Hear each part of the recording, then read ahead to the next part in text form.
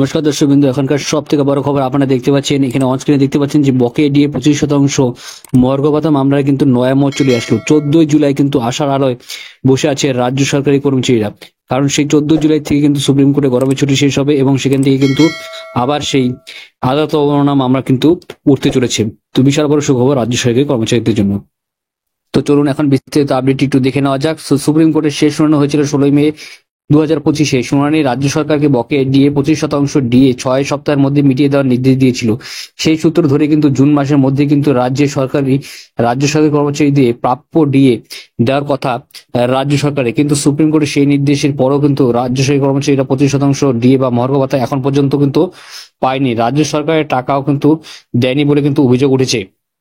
Supreme কোর্টের শেষ শুনানি হয়েছিল 16 মে 2025-এ।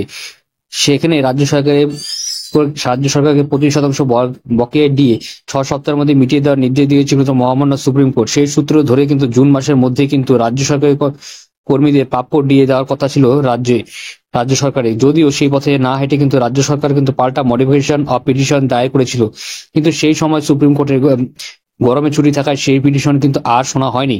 তো অন্যদিকে রাজ্যে সরকারের কর্মীদের পক্ষ থেকে আইনজীবী ফিরদৌস শামীম বাবু কিন্তু 26শে জুন রাতে সময়সীমা শেষ হওয়ার পরে কিন্তু রাজ্যের মুখ্য সচিব ও অর্থ সচিবকে নোটিশ দিয়েছে। সেখানে বলা হয়েছিল যে 27শে জুনের নির্ধারিত সময়ের মধ্যে আজ রাজ্য সরকারের ডিএ না মেটালে আদালত অবমাননা মামলা কিন্তু করা হবে।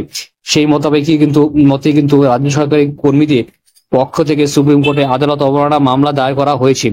রাজ্য সরকারি কর্মচারীদের আশা সেই মামলার শুনানিতে কিন্তু সুপ্রিম কোর্টে খুললেই হবে।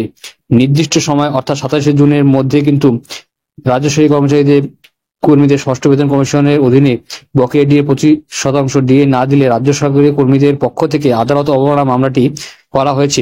বিচারপতি সঞ্জয় করের বেঞ্চে এই মামলাটি রেজিস্টার হয়েছে বলে সূত্রের খবর রয়েছে।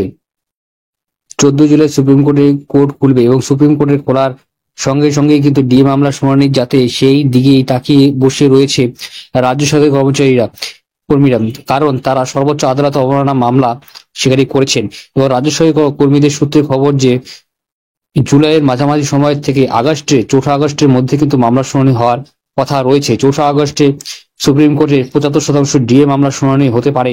তাই রাজ্য সরকারি কর্মীদের আশা যে জুলাইয়ের মাঝামাঝি থেকে আগস্টের মধ্যেই কিন্তু তারা আদালত অবমাননা মামলা শুনানি হবে। তো আশা করছি আজকে ভালো, যেহেতু লাইক করবেন, শেয়ার করবেন, সাবস্ক্রাইব করে পাশে অবশ্যই।